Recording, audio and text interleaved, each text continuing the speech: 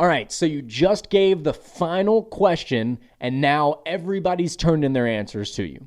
So the first thing you got to do is give the final answer. You can make it dramatic, you can play the final countdown, do whatever you want to make it fun, but you're going to give the final answer.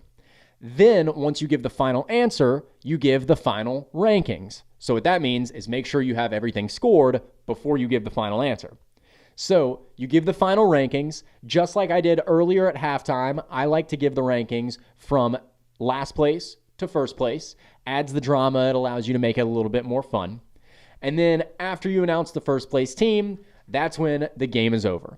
I always remind people that trivia is every single week. People don't know.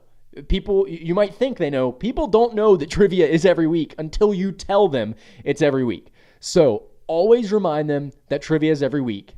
Give out the prizes to the winning team or teams. Each location's a little bit different in terms of who gets prizes.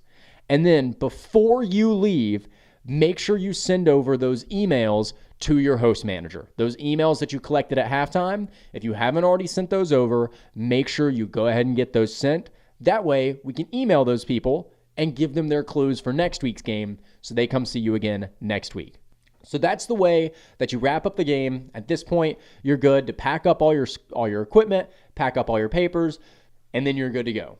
That's how you wrap up trivia. This is the last video of the regular training. We have one video left, and that video is going to teach you how to use the spreadsheet that does all the math for you in the scorekeeping. So that's the next video. If you want to see a game in live action, you can also go back to your host training portal on the website, and we have one video. It's like 10 minutes long. You don't have to watch the whole thing, but it does show a host running one of our games live so you can see what it looks like. That's the end of the training. Thank you again for watching. Thank you for becoming a host with Not Rocket Science Trivia. And again, slow down and have fun.